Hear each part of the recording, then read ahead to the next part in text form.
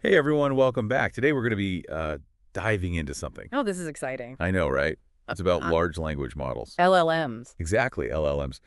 But we're not just talking about what they can do now. We're going even further, Right, way further. way further. We're talking about how they could potentially get smarter all on their own. Whoa! I know, right? Especially when it comes to figuring things out from like massive amounts of information. So, like, not just finding a fact, but actually understanding a whole bunch of complex stuff. Exactly. And that's what researchers at Yang Lee and their team explored in their paper. Uh, Large language models can self-improve in long context reasoning. that's the one. Hmm. And one of the really cool things they found is that just by changing how you ask a question, You mean like changing the prompt? yeah, you can actually get the element to reason so much better. That's wild. So, just by tweaking the instructions a little bit, you're saying you can unlock these hidden reasoning It's like abilities. giving them a little boost, Yeah, And they actually tested this out in their paper. I think it was in table 1. Yep. They tried prompts like think step by step or plan and solve. And the LLMs actually got better at reasoning. Well, that makes sense. If you break down a complex problem into smaller steps, it's easier to process, right? Exactly. It's like giving the LLM a set of thinking tools. But here's something I found even more fascinating. Oh, there's more. Oh, yeah. They found that if you have the LLM generate a bunch of answers to the same question, I wonder why. and then you pick the best one out of all of them, the accuracy goes way up. Like it's brainstorming with itself. It really is. It's like it's considering different perspectives and then choosing the most logical one. And you said this was in figure 1. Yep, figure one. So it kind of shows that LLMs might already have the potential for really good reasoning. They just need a way to figure out which of their own answers are the best ones. Exactly. And that's where the Long method comes in. Too long. Yeah, it's all about letting the LLM generate a bunch of answers, like we just talked about. Okay, so multiple answers. Then what? And then they use a special scoring system to pick the ones that are most consistent with each other. Oh, interesting. So it's like a wisdom of the crowd approach, but for AI. Precisely. Now, the scoring system itself gets a bit technical. It's based on minimum Bayes risk, right? That's right. But the main idea is that it's looking for answers that kind of agree with each other. Ah, I see. Like a consensus among the different answers. Exactly. And then you can use those high-scoring answers to actually improve the LLM. How so? Well, there are two ways they talk about in the paper. Hold on, let me find that section. It was under methods, I believe. Right. So one way is to just directly fine-tune the LLM using the good answers. So you're essentially training it to give more of those kinds of responses in the future Exactly. The other way is to use both the good and bad answers. to train its preferences. Yeah. It's like giving it a thumbs up for the good ones and a thumbs down for the bad ones. Clever. So you're either showing it the right answers or helping it develop its own sense of what a good answer looks like. And the researchers tested this out, and the results are pretty amazing. I bet. Which table was that in? Table 2. They found that Long actually made a bunch of different LLMs better at different tasks. Across the board. That's impressive. And get this, in some cases, it actually did better than methods that use data annotated by humans. Whoa. You're kidding. So machines teaching machines can be even better than humans teaching machines. It seems that way. It's pretty mind-blowing. But it's important to remember that this research was done with smaller LLMs. They mentioned that in the experimental setup. Right, and they also use shorter contexts. 32,000 tokens, if I remember correctly. Yep. So just imagine what could be possible with even bigger and more powerful LLMs. Yeah, the possibilities are huge. But hold on a sec. That's that. One thing that struck me was that Long doesn't seem to make the LLMs produce longer answers.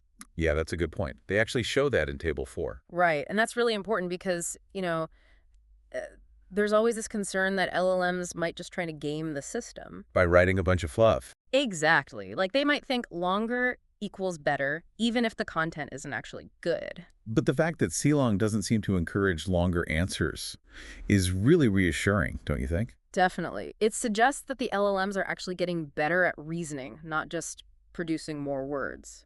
And that's a key takeaway here. Okay, so we've seen how Long works, but how does it compare to other methods out there? Yeah, good question. They actually compared Long to several existing data sets for long context reasoning. I think I remember that. Was it Table 5? You got it, table 5. And what's really interesting is that some of those data sets actually made the LLMs perform worse. You mean like they backfired? It seems that way, especially with the Llama 3.1 8B instruct model. What do you think that is?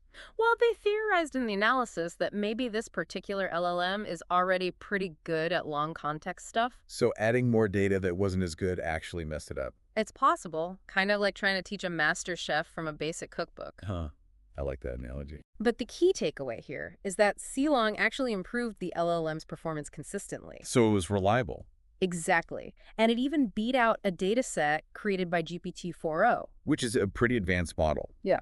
So we're seeing that Long not only works, it's also more effective than some of the existing methods. Pretty cool. Definitely cool.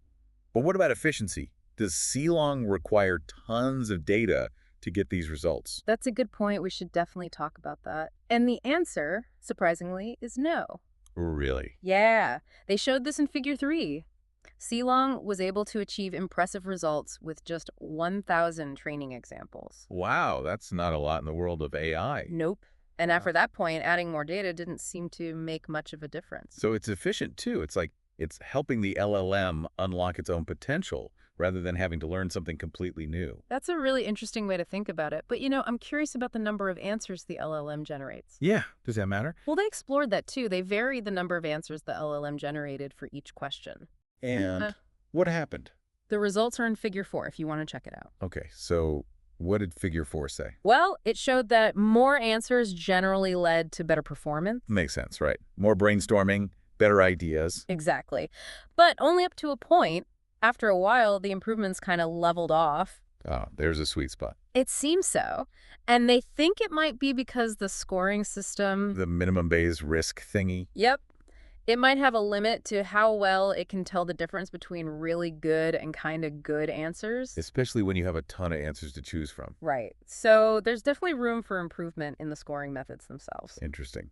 But let's not forget the bigger picture here. Which is? The fact that we can actually get LLMs to improve their own reasoning abilities is a massive breakthrough. Absolutely. It's a game changer for AI. And it opens up so many possibilities for the future. So, when we talk about improving LLMs, there's always this concern Oh, I know what you're going to say. that we don't want them to become so good with really long texts. And then forget how to handle the short stuff. Yeah, exactly. We don't want them to ace a legal argument, but then trip up when you ask them to summarize a news article. Right. Gotta have that balance. Exactly. And luckily, the researchers actually thought about that too. Oh, they did? Yeah, they tested Long out on a bunch of tasks with shorter contexts. So what kinds of tasks? They actually pulled challenges from the Open LLM leaderboard. Ah, okay. So it's not just one specific thing. Nope. It covers a whole range of skills from answering questions to figuring out common sense stuff.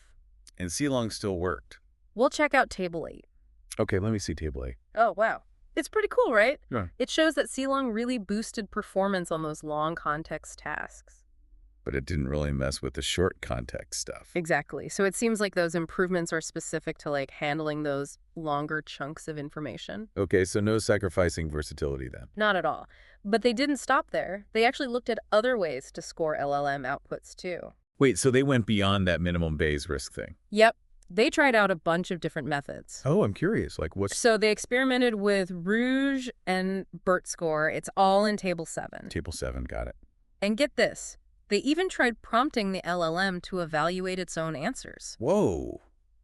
That's trippy, having the student grade their own test. Exactly. And they did this both with and without giving the LLM a reference answer to compare it to. So what happened? Did it work? Well, it's interesting, those methods that used minimum Bayes risk, the ones we were talking about earlier. Yeah, the consensus-based scoring. Right. Those consistently performed better than all the others. Even better than the LLM grading itself. Yep, even better. So it seems like LLMs might not be ready to be their own teachers just yet. Makes sense. They still need some guidance, right? For now, at least. Yeah. But, even the researchers admitted that even with minimum Bayes risk, the best answer the system picks. It's not always perfect. Exactly. Sometimes there's an even better answer out there that the LLM could have come up with. Ah, so there's still room for improvement. Definitely. And that's a big area for future research, figuring out how to make those scoring methods even better. Okay, so we've talked about scoring, but were there any other limitations to this research? Oh, yeah. They mentioned a couple of things. One was that they mainly used a data set called music for their training data. Music. Okay. And what's the limitation there? Well, it's a great data set, don't get me wrong. It's full of those multi-hop questions that really make the LLM think. So, like questions that need information from multiple paragraphs. Exactly. But even music might not cover like every single type of reasoning task you'd find in the real world. Ah, so it's like a controlled environment. Sort of. And another thing was that because of like computing limits, they could only work with LLMs up to 14 billion parameters. That's small. Well, it's definitely smaller than some of the massive LLMs out there today. Oh, right, right. The ones that can handle way more information. Exactly. They talked about this in the limitations section. Got it. So basically, we need to see how Long performs with those bigger, more powerful LLMs. And with longer context, too. Remember, they were limited to 32,000 tokens. Right, right. So lots of potential, but still more to explore. Absolutely. So while this research is still promising, it's definitely not the end of the story. There's still so much to learn about how LLMs can self-improve. And what that means for the future of AI. It's pretty mind-blowing to think about, What's that? that we might be like right on the edge of this whole new era of AI. Where the AI is basically teaching itself. Exactly, where these systems can learn and get better all on their own. And solve all sorts of crazy complex problems that we can't even imagine right now. It's like science fiction becoming reality. It really is. And this research from Xiang Li and their team, Yeah, the Long paper. right, it's like they've opened up this whole new path for making language models even smarter. And not just smarter, but smarter in a way that we haven't really seen before. Self-improvement. It's not just a theory anymore. It's actually happening. And while there's still a lot more to figure out, and there are definitely limitations, Of course, there always are.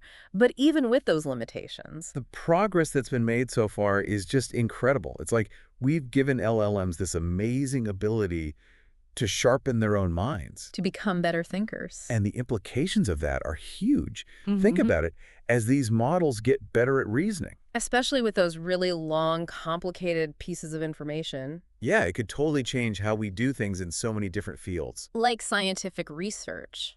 Imagine LLMs helping scientists find those hidden patterns in massive data sets. Well, think about the legal field. LLMs could help lawyers sift through mountains of documents and find the key information. Even creative writing could be transformed. Imagine LLMs collaborating with authors to create stories that are just...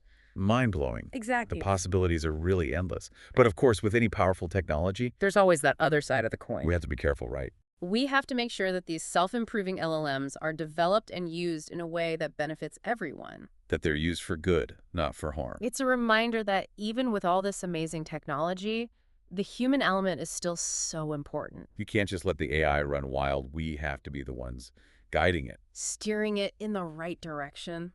Well, I think we've covered a lot of ground today. We've explored some pretty mind-blowing research. We've seen how LLMs can actually self-improve their reasoning abilities. And we've talked about what that could mean for the future. It's an exciting time to be following the world of AI, that's for sure. If you're as fascinated by this stuff as we are, And let's be honest, who isn't? I definitely encourage you to check out the original research paper. It's called Large Language Models Can Self-Improve in Long Context Reasoning. It's by Xiang Li and their team. You won't regret it. It's a really fascinating read. And that's it for our deep dive into self-improving LLMs. Until next time. Keep learning, keep exploring, and we'll see you in the next episode.